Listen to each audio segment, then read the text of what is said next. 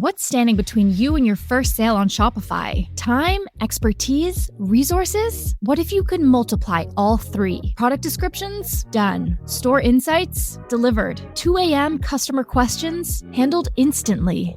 Entrepreneurs on Shopify are reaching their first sale faster with AI that works with you. Go to shopify.com/first sale to see how entrepreneurs use AI to grow their businesses faster. That's shopify.com/first sale. Hello, book lovers. Welcome to Must Love Books.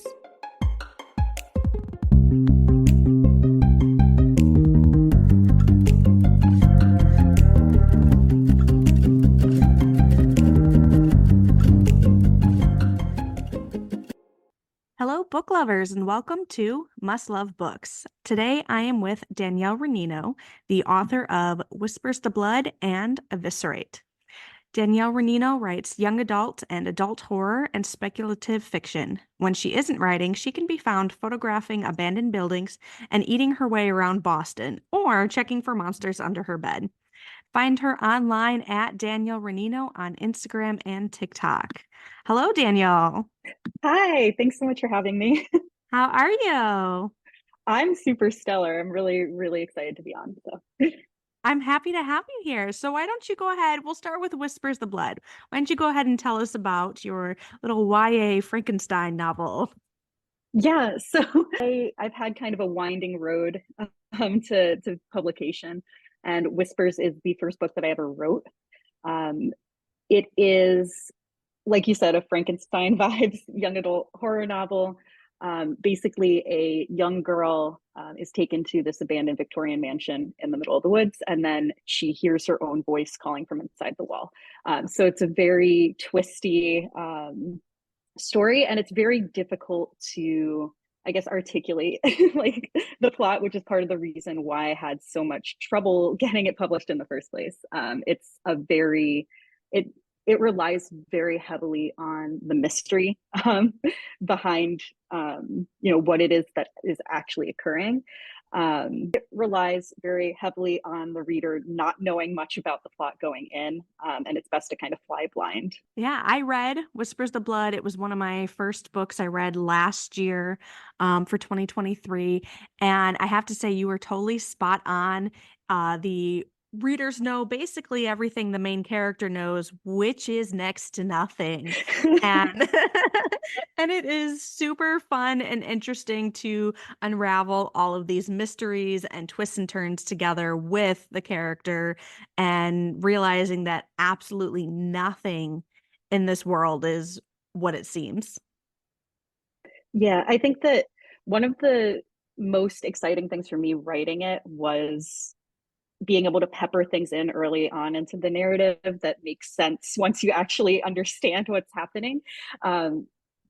And it was this really fine line of giving enough away that the reader isn't completely confused and just gives up on it, and withholding enough information that they still want to kind of trudge forward and figure it out as they go. So it was really challenging to write, but I think that because I have been with this story for so long, it was actually pretty easy in a lot of ways, if that makes sense. It's like this big mess of contradictions in my own head because I know it so intimately inside and out at this point that for me, rereading it, I'm like, it's so obvious. And there isn't, like, when it came to actually marketing the novel, I didn't put that there was a twist or make the twist a big part of my marketing strategy, because for me, I always guess the plot twists in books, and I didn't want to say that my book had a major twist if that's not, if it's easy to figure out. And then I had readers start to kind of give feedback and review and say that one of the joys of reading the book is that they didn't really guess what was going on until everything was unveiled. And then I'm like, oh, wow, there is a twist. Cool. So I was just kind of like floating along with all that, if that makes sense. Yeah, no, I absolutely agree. There were so many layers and levels to this book. And, just as they're exploring the house and finding all these new twists and turns, there were all these new twists and turns to the actual life of this character. I think for me too. So when I write, I approach writing like I do oil painting, which is you get the skeleton down in broad strokes first, and then you have to wait for each layer to dry when it comes to like an oil painting, because oil paint takes forever to dry. So you have to go really, really slowly with it. So I think that the way that I approached building up Whispers was similar in that I went in initially with really raw emotional strokes in terms of here's the atmosphere, here's the angst, here are like the underlying emotions. And then once that layer dried, I went back in and kind of filled in more of the plot and more of like it's really the character's emotional thread that carries the story forward, because there aren't too many external I guess there are external influences, but there isn't like a larger villain at play or anything like that. It's really kind of a journey deeper into the self and also a spooky Victorian house with things in the walls. Yes, which, that's always fun. Yeah, there's lots of interesting things going on in this novel. So what was your inspiration specifically for creating this storyline? I know you spent so long working on it and living in this world. What sparked this idea for you? For me, it was the heart in the jar. And the heart in the jar, this is actually, I'm going to go on this insane tangent, but trust me when I say that I will come back full circle and answer the actual question. So the heart in the jar, when I was, because I got my start trying to break into traditional publishing, and one of my biggest concerns was that they were going to use the heart in the jar as like a plot twist, essentially, because it doesn't show up until later chapters. And for me, I never really saw it as a twist in and of itself. There's something else surrounding the heart that I would say is the real twist. And then when I was working with my editor, when I decided to go indie, the way that the chapters were structured were still based on my agent's feedback. So the reveal of the heart was treated like the twist. And my editor took a look at it and said, this isn't your twist. This thing that happens in the next chapter, that's your twist. And that's when I was like, yes, because for me, the heart of the novel has always been the heart in the jar. I collect wet specimens and I have a lot of oddities and little trinkets and things. And I was always fascinated by this idea of organs in jars. This is such a strange aside, but the inspiration for the novel in the original draft was chapter 1. She finds a heart in a jar on a shelf in her basement, which obviously is not what happened in the actual published work, but it was always that first scene of a girl goes down into a basement that's locked and she's not supposed to be there. And she's walking around and she's all jellies and jams and normal things that would be on a basement shelf. And then there's a heart in a jar there. And that initially was the inciting incident. That's the image that I started with. So when I started painting, the initial brush strokes for that underpainting of this novel were heart in a jar, and all of the deliciously twisted goodness that comes with finding something like that. So everything was built around the heart. I love that. That is awesome how you took just this one tiny little image of a scene, girl goes in basement, normal basement, heart in a jar. And then from that just built this really vast and mysterious and all-encompassing storyline that sits in a very unique world that is definitely different from our own, but is also very plausible in many ways. Yeah, I think when I was building Whispers, again, because I'm so atmosphere and setting and imagery heavy in my first drafts, one of the things that I really wanted to concentrate as I was going through was making it almost ambiguous in the timeline and the setting. So you know that they're in the Northeast somewhere, and you know that cell phones exist, but outside of that, there really aren't any mentions of social media. So that kind of thing really dates a novel. So I like that you kept it out, because your novel takes place in our world, in a modern-ish world, but by not including any of those things in it, you allow your novel to focus on the world and less on pop culture and who we are today, and focusing more on this mysterious story that you have here. Thanks. Yeah, no, honestly, like, because it is a conscious decision not to include. And when I was out on sub to traditional publishers, there was more in there to suggest a time frame. And I took that out once I went indie because I wanted the reader to be just as unmoored and just as disoriented as my main character. So I wanted there to be this kind of connection, because I think it's hard to connect with a main character that doesn't know anything about themselves, right? And a lot of the story is Sylvie figuring out exactly who and what she is. And I think it can be difficult when you have a character, not that she has amnesia per se, but she doesn't know a lot about who she is at her core or what she's capable of. So I needed to find a way for readers to connect with the story. And I think that tying them into the same kind of mindset that she's in, where you don't really know where you are or what you're doing, and you're navigating this world and you're discovering it as you go, like she's discovering, who she is and where she fits into things. So I always enjoy stories that have ambiguous like settings or ambiguous timelines. So I wanted to create that, and I thought that it worked pretty well with I with the story agree. today. I think you executed the ambiguity perfectly, and in the best way. We have no idea what's going on. In the best way. As every good mystery should start. So you also recently released Eviscerate, your second novel. Go ahead and tell us all about that one. I have recently started it. I haven't finished it yet, but I already absolutely love this whole idea of Oh, thank you. the Saw movies at Warped Tour. Yes.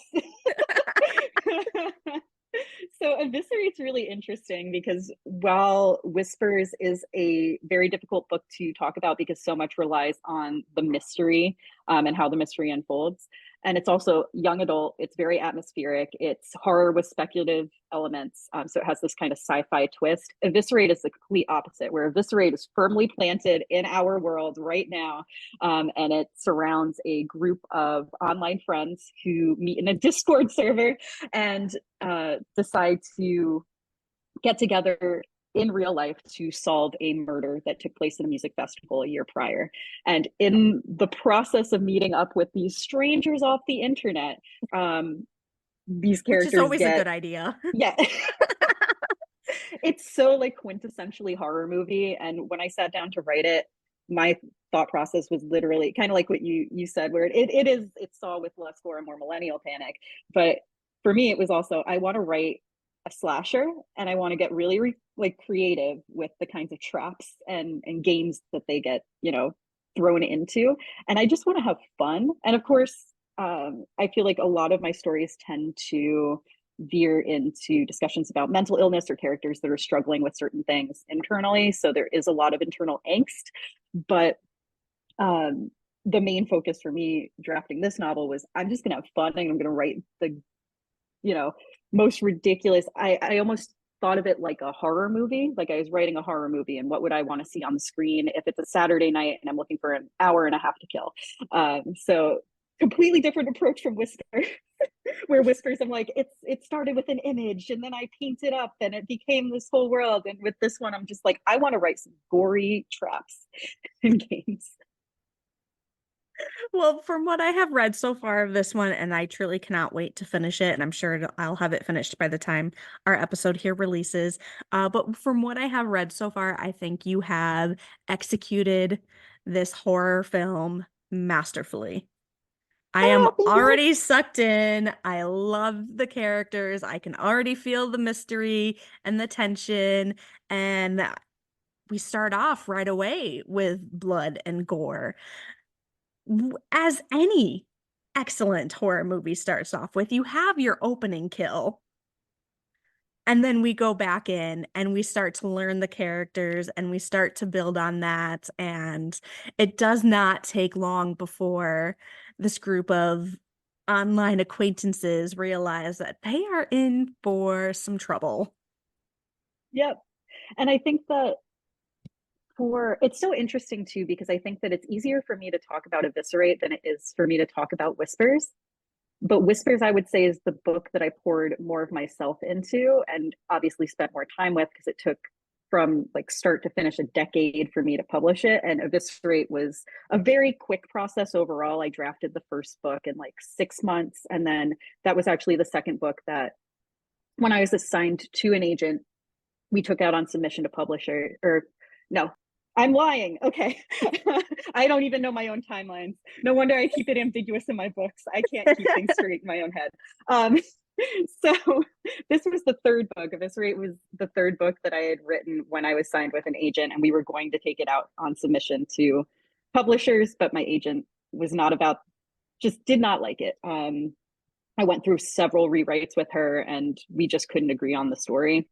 And that was ultimately what led me to cut ties with her and branch off on my own. But rewrites aside, writing and then revising Eviscerate for publication was a very quick process compared to Whispers. And it's interesting because I find it easier to talk about not only the plot or like the process of publishing Eviscerate. I feel like I was more tongue-tied when we were talking about Whispers. It's so hard for me to articulate. I just have like these flashes of feeling in my brain when it comes to Whispers. And with Eviscerate, I'm like, let me tell you everything. Ask me any question and I can answer quickly and like concisely. Well, and I love how you have been able to explore very different writing processes and different writing styles with both of these projects. I mean, it's your first two novels, and you have already explored two completely opposite methods of writing. I can explore different age ranges and genres. I was actually thinking before I published Eviscerate, I was considering using a pen name because it is so different from Whispers. But I keep thinking like a dragon with its horde of like pen names. I want to use them wisely. So I do want to try my hand at dark romance. I want to do a cryptid romance series. I want to do a lot of different things that I think are more divergent from Whispers and Eviscerate. So I want to kind of save the names for that. And with my actual name, with Danielle Renino, I think as far as adult novels, it's going to be much in the same vein as Eviscerate, where it's things firmly set in this world, serial killers, deadly games, a lot of fun. And then for my young adult, kind of branch off of the Danielle Renino brand. Am I a brand? This is horrible. But you are a brand. For my young adult books, I want it to be more speculative, sci-fi kind of things that would have difficulty finding a home in traditional publishing because they're just that weird. And that's kind of, I've got the weird kind of horror sci-fi young adult books, and then I've got the adult horror thriller, very grounded, but still a little bit fun because things get kind of creative with the types of like kills and traps and games. Yeah, that sounds amazing. And I cannot wait to see what you come up with next. So I'm actually really excited. What I think I'm going to do for my next adult book is, for a while I was calling it Pop Star Hunger Games, but that isn't exactly accurate. But it's going to be a deadly karaoke competition held at this sketchy bar where it's karaoke to the death. So it's going to be fun. Well, the idea of me going up and doing karaoke scares me to death already. So I think you're going to hit that one right on the head. Right. I don't have to stress to make it relatable to anyone. Like nobody likes karaoke. I don't think the people who are actually good singers even like karaoke. There's just something that makes your palms sweat about it. So we're going to step away from your life as a writer and into your life as a reader with a very difficult question. Oh, what gosh. is your favorite book?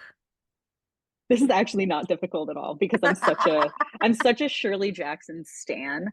So it's Haunting of Hill House or We've Always Lived in the Castle. And I think that the reason why I love those books is because they are so atmospheric at their core.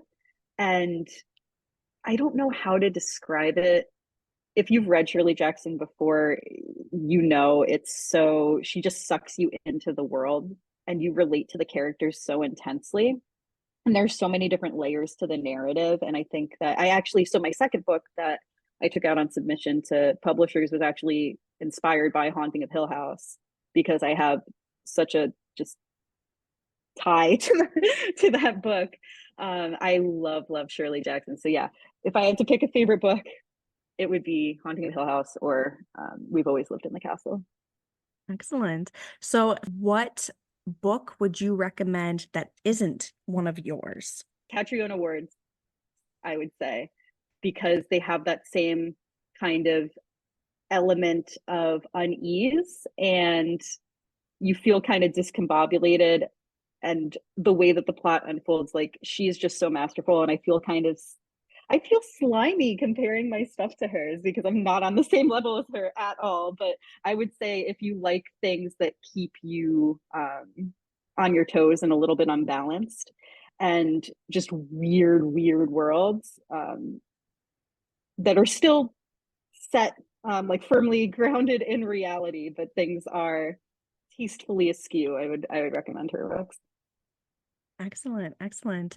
So I'm going to have you play a little game, a fun game, one not like one of the games in Eviscerate.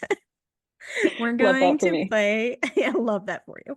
We're going to play a game called This or That. So this is a very simple bookish game. You've probably seen it on Bookstagram and Book Talk before.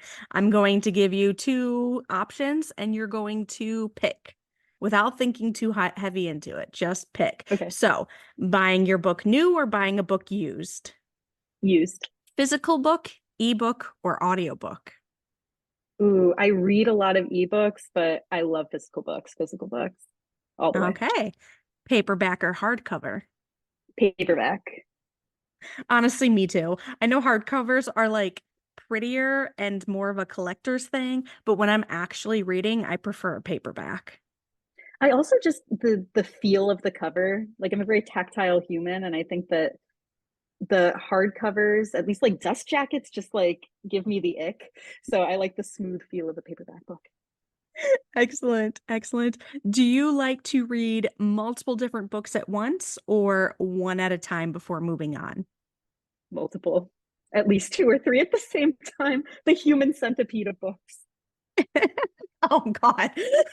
I'm not surprised that you made a Human Centipede reference. Like, that is so on brand for you. Totally. But like, it gave me a horrible flash. Look, I had to. Super on brand. See, part of the Danielle Renino brand. Okay, so we have a couple more. Reading in silence or having background noise? Depends on my mood, honestly.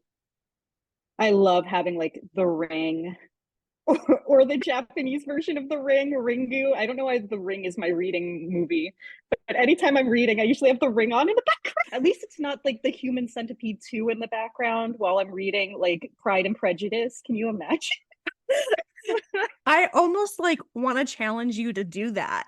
I haven't been on TikTok in so long, but that would be I feel like that would be a TikTok series. Yes, like, read along with me as I read Pride and Prejudice with Human Centipede. I am demanding this TikTok series right now. Truth universally acknowledged that a doctor in need of a centipede is or like a doctor in possession. Scientific. I don't even know. He's in need of a centipede. That's amazing. I'll think of it later and I'll be like, oh God, I should have said that. It's like, what two things should absolutely never be connected to each other? Oh, the Human Centipede and Pride and Prejudice. Okay. I mean, it can be argued that the Human Centipede shouldn't be connected to itself either. Exactly. Okay, sorry. Oh my goodness. We're getting off topic. I'm like practically in tears now because I'm laughing so hard. Okay. We have one more. When it comes to a movie or TV show inspired by a series, do you read the book before the movie or after? 9.9% of the time it's before, but I actually just started reading The Magicians and I'm a huge fan of the series. So like that's like 5-6 seasons of a show that I watch Oh, without yeah. reading the book first. So usually I read it before I watch it. Okay, and that was This or That. I can't believe how many times we've brought up the Human Centipede in this podcast. I'll bring it up more. Don't worry. No, I'm just kidding. This is like my secret plan the whole time. Like, I don't want to talk about my writing process or my books. I just wanted to talk about the Human Centipede. Amazing, amazing. We're gonna break some kind of record. I'm like, I'd say that I'm sorry, but I'm not. No, not sorry. It's part of the Danielle Renino brand. If I had to boil my personal brand down to anything, it would be inability to articulate, like, speak words in a comprehensible fashion. Like, why am I on a podcast? To the Human Centipede without any context, just the Human Centipede. And 3, organs in jars. I have a lot of hearts in jars now because it's such a big part of Whispers. So it's like, yeah, like, you know, wet specimens, Human Centipede, and just the inability to speak. And there we have Danielle Renino. Yeah. Organs in jars, human centipedes, and words are things. Love that. Okay, well, I want to thank you so much for coming on. It has been such a pleasure. If anyone wants to be able to find you on social media and find your books to read, why don't you go ahead and tell us where we can find you? So I am at Danielle Renino on Instagram and TikTok. And then my books are available online pretty much anywhere. Amazon, Barnes & Noble, IndieBound, all that good stuff. Excellent. And I will be copying all of those links and your social medias into the episode description, as well as sharing them on our Instagram and Facebook pages. So thank you again for coming on. Thanks so much for having me. This has been really fun. Thank you everyone for listening. This has been Must Love Books. You can find us on Instagram, Facebook, and Patreon under @MustLoveBooksPodcast. Thank you and happy reading.